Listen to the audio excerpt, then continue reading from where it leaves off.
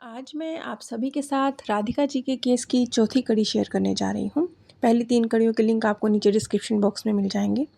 हमने समझा कि एक लालची सास के रूप में जो एक जीवन राधिका जी ने बिताया और मृत्यु के बाद उनके सामने किस तरह की परिस्थितियाँ आईं, कैसे उनके मार्गदर्शक उन्हें लेने आए और उनके मार्गदर्शक के बीच में और उनके बीच में क्या बातचीत हुई।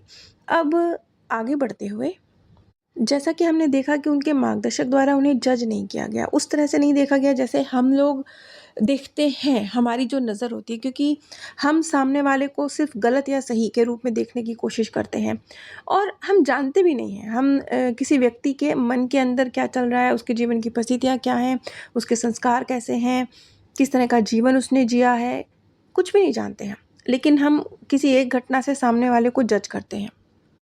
लेकिन सोल वर्ल्ड में हमारे मार्गदर्शक ऐसा नहीं करते। यही रीज़न था कि राधिका जी जो स्वयं को स्वयं ही जज कर रही थी कि क्या उन्होंने कुछ गलत कर दिया, जैसे कि उन्होंने एक स्थान पर कहा कि क्या है, मैंने तो अपने बच्चों के लिए धन जोड़ा ना। तो किस तरीके से उन्हें ये बात क्लियर की गई कि आपने जो कुछ किया, आपने जो गलत संस्कार थे उनको और ज़्यादा पक्का किया, जिस प्रकार से आपने बिहेव किया। और आपको लगा कि शायद आप अपने संतानों के कल्याण के लिए धन जोड़ रही हैं या आप अच्छा कर रहे हैं, लेकिन हकीकत में इसके पीछे जो मुख्य भावना थी वो लालच थी। वो संतान का कल्याण भावना नहीं थी, वो लालच थी। यदि संतान का कल्याण ये धन जोड़ने के पीछे की भावना होती तो जब संतान को ज़रूरत थी तब उसे दिया जाता। लेकिन यहाँ तो ऐसा नहीं हुआ। यहाँ तो राधिका जी की जब मृत्यु हुई है 75-76 साल की उम्र में, तब उनके पुत्र भी 60 क्रॉस कर चुके थे। तो उनके पुत्र को भी जब उनका धन मिला तब वो बुजुर्गवार अवस्था में थे। अब इससे आगे बढ़ते हुए मार्गदर्शक से बातचीत के बाद जब वो आगे बढ़ती हैं और सोल वर्ल्ड में अपनी सोल फैमिली से मुलाकात करती हैं, मैं जानती हूँ मैंने बहुत सफल जीवन नहीं जिया है, लेकिन मैं जितना कर सकती थी उतना मैंने करने की कोशिश की है। और जब वो अपनी सोल फैमिली से मुलाकात करने जाती हैं, वो कहती हैं बहुत सी इन दिव्य आत्माओं को, कुछ उन लोगों को जिन्हें मैं अपने जीवन में जानती थी, जिन्हें मैं पूर्व जन्मों में भी जानती थी, कुछ वो जो आज धरती पर जीवित हैं, जिन्हें मैं अच्छी तरह जानती हूँ, किसी के साथ कम, किसी के साथ ज़्यादा मेरा रिश्ता रहा है। कुछ ऐसे भी जो मेरे लिए लगभग अनजान हैं, बस राह चलते दोस्तों की तरह कभी नज़रें मिली हैं। वो भी ऐसे बहुत सारे चेहरे हैं जो मैं अपने दाएं और बाएं देख सकती हूँ। हकीकत में राधिका जी को जो चेहरे नज़र आ रहे हैं वो आत्माओं के रूप में है, यानी वो एक दिव्य रोशनी कह लीजिए, इस रूप में है। आत्मा एक रोशनी के रूप में, ऊर्जा के रूप में है, लेकिन वो उन्हें चेहरों के रूप में दिखाई दे रहे हैं, क्योंकि वो, जैसे कि मैंने कहा ना, वो बहुत ज़्यादा लौकिक दुनिया से कनेक्टेड रही हैं, तो उनके लिए जो चीज़ें हैं वो लौकिक रूप से ही स्पष्ट हो पा रही हैं। कुछ ऐसे चेहरे भी हैं जिन्हें मैं दुश्मन की तरह जानती हूँ, लेकिन यहाँ मुझे कोई भी अपना दुश्मन महसूस नहीं हो रहा। ऐसा लग रहा है जो मुझे अपने दुश्मन की तरह लगते हैं वो भी एक सौम्य मुस्कुराहट के साथ मेरा स्वागत कर रहे हैं। मैं अपनी सोल फैमिली के करीब हूँ। वो सभी आत्माएं जो इस जन्म में भी मेरे साथ हैं और पूर्व जन्मों में भी मेरे साथ रही हैं, उन सभी को मैं अपनी सोल फैमिली में देख पा रही हूँ। मेरे पुत्र, मेरी पुत्रियाँ भी मेरी सोल फैमिली का हिस्सा हैं।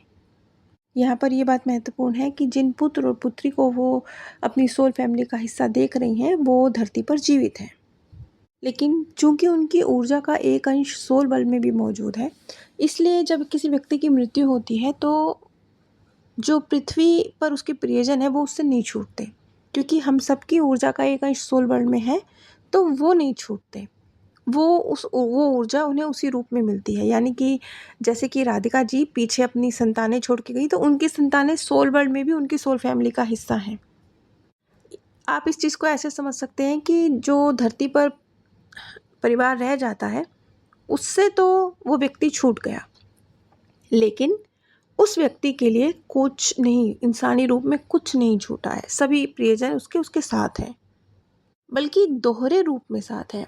अब वो पृथ्वी पर जो उनका अंश है उसे भी जानता है, और सोल वर्ल्ड में वो उसके साथ है, वो उसे भी जानता है। वो अपनी सोल फैमिली में अपने पुत्र को देख रही हैं, अपने बड़े पुत्र की तरफ देख रहे हैं। उन्हें पता है कि उन्होंने उसके साथ बहुत गलत किया है।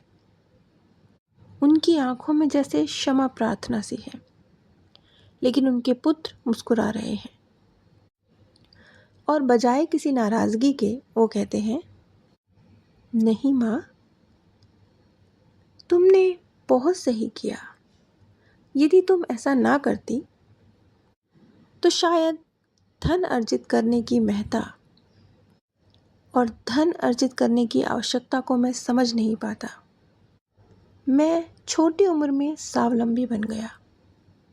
मेरे स्वावलंबन की वजह आप हैं, और इस छोटी आयु में स्वावलंबन को प्राप्त कर लेने की जो मेरी स्थिति रही, इसने मुझ में बहुत जगहों में डर को समाप्त किया।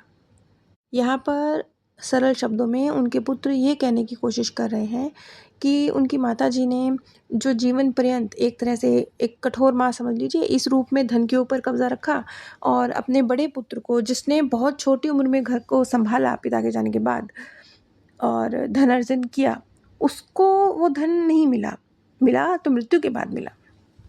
इस बात के लिए राधिका जी तो अपने आप को कहीं ना कहीं दोषी महसूस कर रही हैं कि उनके संस्कार, एक गलत संस्कार और पक्का हुआ, लेकिन उनके पुत्र का उनकी तरफ एक जो भाव था वो थैंकफुलनेस का भाव था। उन्होंने कहा कि आपके इस संस्कार की वजह से मैं जल्दी स्वावलंबी बना, मैंने जल्दी धन अर्जित करना सीखा, और बहुत सारे डर थे जो मेरे अंदर थे वो बहुत जल्दी चले गए। और अगर आप इस तरीके से ना करती तो शायद वो डर जो मेरे अंदर थे वो ना जाते। यहाँ पे डर से उनका तात्पर्य, शायद क्योंकि चीज़ें बहुत स्पष्ट नहीं हुई, ये मैं अपनी तरफ से जितना मैं समझ पाई हूँ इस केस को, मैं कह रही हूँ कि बहुत सारे तरह के डर जो किसी व्यक्ति के अंदर हो सकते हैं, जैसे कि कॉन्फिडेंस का ना होना, जैसे कि यदि मैं अकेला रह गया, यदि मेरे सिर पे कोई छत्र छाया नहीं रही, मैं कैसे अपना जीवन यापन करूँगा, मैं कैसे मुश्किल के वक्त में खड़ा हो जाऊँगा, मैं अकेला क्या कर सकता हूँ, मुझे दोस्तों की ज़रूरत है, मुझे परिवार की ज़रूरत है। ये सारी जो भाव होते हैं, ये एक तरह से डर के भाव होते हैं कि हम अपने आपको पावरलेस समझते हैं। तो ये जो संस्कार रहा ना राधिका जी का, जिस तरीके का व्यवहार रहा ना उनका धरती पर, उसकी वजह से उनके पुत्र के साथ जो उनका एक बहुत स्ट्रिक्ट जो व्यवहार रहा, जो बहुत कठोरता से वो पेश आई, तो ये जो सारा प्रोसेस चला, इस सारे प्रोसेस में उनका जो बड़ा पुत्र था उसने जल्दी-जल्दी चीज़ों को करना सीखा, और जितना जल्दी करना सीखा, आत्म जो निर्भरता है उसने प्राप्त करी, और बहुत सारे डर जो इसी आत्मनिर्भर ना होने की वजह से क्रिएट होते हैं वो समाप्त हो गए। ये तो हम सभी जानते हैं ना, कोई भी चीज़ हो अगर आप उस पे आत्मनिर्भर नहीं है तो आप घबरा जाते हैं। कुछ भी, इवन छोटी-सी बात हो, आपको किचन में खाना नहीं बनाना आता, आपकी वाइफ़ बोल दे कि मैं 2 दिन के लिए कहीं जा रही हूँ, तो आपकी जान निकल जाती है कि खाना कहाँ से खाऊँगा? तो बस ऐसे ही समझ लीजिए। ये वाली जो आत्मनिर्भरता थी और बहुत सारे डर थे, धन को लेकर, समाज को लेकर, वो उनके मन से निकले। ये जो एक नेगेटिव संस्कार भी रहा जिसको पक्का किया राधिका जी ने, लेकिन उसकी वजह से उनके पुत्र के जीवन में एक पॉजिटिव घटनाक्रम भी घटा। अब यहाँ पर एक चीज़ हमेशा मान के चलिए कि ये एक मैं अपने एक्सपीरियंस से कह रही हूँ, ये मेरे अनुभवों का सार है। यहाँ पर मैं कई बार आप लोगों के साथ अब बातचीत करती हूँ, कभी कैमरा ऑफ पे भी करती हूँ, कभी कैमरा ऑन करके भी करती हूँ, तो मैं हमेशा कोशिश करती हूँ कि जो मेरे जीवन का समझ में जो निचोड़ आए हैं, मैं किताबों से बाहर निकल के आप लोगों से वो शेयर करूँ। क्योंकि अगर आप किताबी बातें ही समझेंगे तो यूट्यूब भरा पड़ा है। बहुत सारे क्रिएटर हैं जो किताबों से पढ़कर आपको जानकारी दे रहे हैं। तो उनसे बाहर निकल के चीज़ों को थोड़ा समझने की ज़रूरत है। यहाँ पर मैं इस निचोड़ पे पहुँची हूँ कि चाहे किसी का कोई गलत संस्कार हो अच्छा संस्कार हो, किसी के जीवन में कुछ नेगेटिव घटना घटे, कुछ मुश्किलें क्रिएट हो जाएँ, किसी की वजह से क्रिएट हो जाए, फैमिली की वजह से, दोस्तों की वजह से, या फिर कुदरत ने ही कुछ ऐसा कर दिया। यहाँ सब जगहों पे आप देखेंगे कि कहीं कुछ ना कुछ, चाहे नेगेटिव नज़र आ रहा हो, लेकिन उसमें भी आपके सीखने के लिए होता है।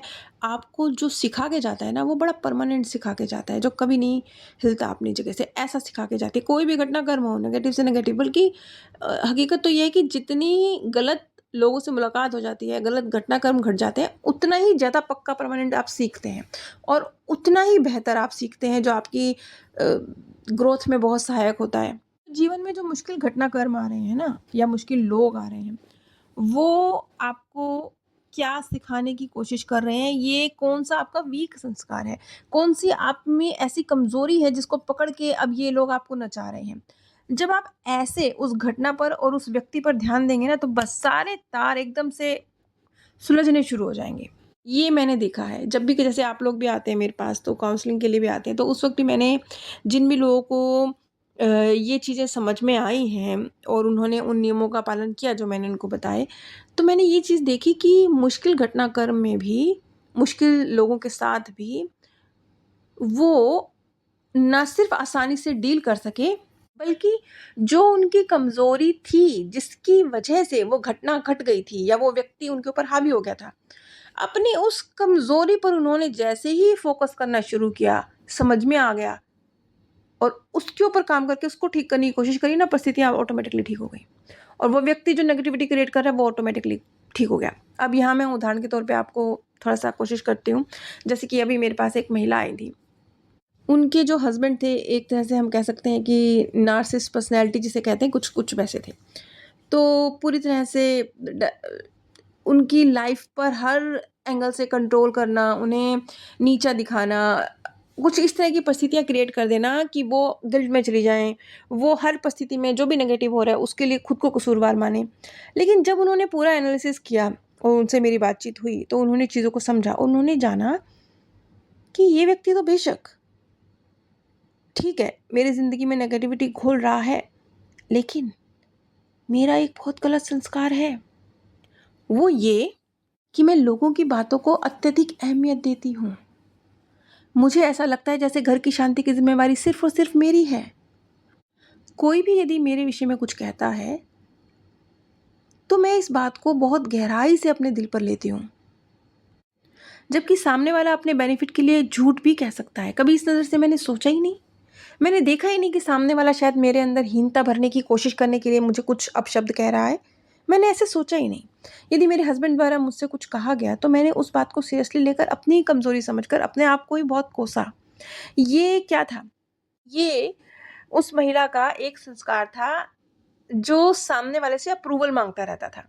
प्लीज़ सामने वाला मेरी तारीफ़ कर दे तो वाव! मैं खुश हो गई। उसने मेरी बुराई कर दी तो ओहो! मैं दुखी हो गई। ये जो अप्रूवल माँगता रहता था ना, ये था गलत संस्कार। ये रिलीज़ हुआ। पूरी जो उनकी काउंसलिंग हुई, उनका पीएलआर हुआ, उन्हें चीज़ें क्लियर हो गई ना, तो ये संस्कार उनका रिलीज़ हुआ। अब जब ये संस्कार रिलीज़ हुआ, तो उनके जो नार्सिसिस्ट पर्सनैलिटी के हस्बैंड थे, उनका जो कंट्रोल था वो ऑटोमैटिकली ख़त्म हो गया, क्योंकि क्योंकि उनका कंट्रोल तो हकीकत में उनके संस्कार की, मतलब उस महिला के संस्कार की वज़ह से था। वो ख़त्म हो गया। साथ ही साथ इस जीवन में और बहुत सारी घटनाएँ थी जहाँ सेम पैटर्न रिपीट हो रहा था। वो पैटर्न ब्रेक हो गया। क्यों? क्योंकि एक चीज़ सीख ली ना। जैसे मैं कई बार कहती हूँ, मैं देखिए छोटे-मोटे जो जैसे टोटके आपको बहुत सारे मिलते हैं ना यूट्यूब पे, बताने की भी ज़रूरत नहीं है, आप सबको खुद ही बहुत सारे पता हैं। 1 करोड़ टोटके हैं, है ना? बताने की ज़रूरत नहीं है। आप लोग मुझसे पूछते हैं, मैं भी आपको बताती हूँ, लेकिन साथ में मैं एक सच और बोलती हूँ कि हाँ, ठीक है, मैं आपको सारी विधियाँ बताऊँगी, मैं आपको जो टोटके हैं वो भी बताऊँगी, जो आपको अभिमंत्रित चीज़ें चाहिए मैं आपको वो भी दूँगी, सब कुछ मैं करूँगी, लेकिन एक बात हमेशा याद रखिए कि 20-80 का फ़र्क है, 80-20 का रूल है। क्या रूल है? 20% आपके लिए बाहरी चीज़ें काम करेंगी, जो भी बाहरी उपाय आपको बताए जाते हैं। देखिए ज्योतिष-वोतिष और बहुत सारी जगहों पे गलत बोला जाता है। वहाँ बोला जाता है 100% बाहरी चीज़ें उपाय कर लेंगे। अरे आपको कुछ करने की ज़रूरत ही नहीं है, आप तो बस नमक का पोंछा लगा दो, आप तो बस ये अभिमंत्रित माला पहन लो, बस सारे काम हो जाएँगे। ये आपको मिसगाइड किया जाता है। अपने दिल से पूछिए, अगर ऐसा होता तो अब तक सबकी प्रॉब्लम सॉल्व ना हो गई होती? नहीं होती ना। तो बस इसी चीज़ से समझ जाइए कि 20-80 का रूल है। ये जो चीज़ें हैं 20%, 25 कह लीजिए चलिए, यहाँ तक अपना रोल प्ले करेंगी। बाकी की 70-75% जो मैं आपको गाइड कर रही हूँ वो रोल प्ले करेगा। तो किसका पलड़ा भारी, मतलब दोनों चीज़ें मिला के कैसे चला जाता है वो मैं कई बार जब मेरे पास आप लोग आते हैं तो मैं इस चीज़ को एक्सप्लेन करती हूँ। और जो भी लोग उन 70-75% चीज़ को भी फॉलो करते हैं, साथ में उनको वो 20-25% की भी सपोर्ट मिल जाती है, तो सोने पे सुहागा हो जाता है। तो जैसे कि मैंने इन महिला का केस अभी डिटेल में मैंने आप लोगों के साथ शेयर नहीं किया। आगे कभी यदि इन महिला की परमिशन हुई तो मैं डिटेल में कभी इनका केस भी आपके साथ शेयर करूँगी। तो इस तरीके से राधिका जी की जो उनके पुत्र के साथ बातचीत थी वो हुई। इसके आगे भी क्या घटनाक्रम घटे, उनके परिवार के और जो सदस्य थे उनके उनके प्रति क्या रिएक्शन थे, जो उनकी बहुएँ भी उनकी सोल फैमिली का हिस्सा थीं, कुछ उनके साथ वाली सोल फैमिली का हिस्सा थी। तो बहुत सारी चीज़ें थी, उनका ज़िक्र मैं अगर आप कहेंगे तो मैं अगली कड़ी में ज़िक्र करूँगी। राधिका जी का ये जो केस चल रहा है इसकी सभी कड़ियों की लिंक नीचे मैंने प्लेलिस्ट बनाई है, उसका लिंक डिस्क्रिप्शन बॉक्स में है, वहाँ आपको मिल जाएगा। अगर आपके जीवन में भी कोई सवाल है, क्या, क्यों, कैसे, आकाशीय रीडिंग करवाना चाहते हैं, पीएलआर करवाना चाहते हैं, जीवन के सवालों से आज़ादी चाहते हैं, समझना चाहते हैं और वो परमानेंट हीलिंग चाहते हैं, तो आप स्क्रीन पर दिए गए व्हाट्सएप नंबर पर संपर्क कर सकते हैं। आप सभी पर परमात्म सौंदर्य, प्रेम और आनंद सदैव बरसता रहे। आप सभी दिव्य परम धाम में स्थान प्राप्त करें। आज मैं आप सभी के साथ राधिका जी के केस की चौथी कड़ी शेयर करने जा रही हूँ। पहली 3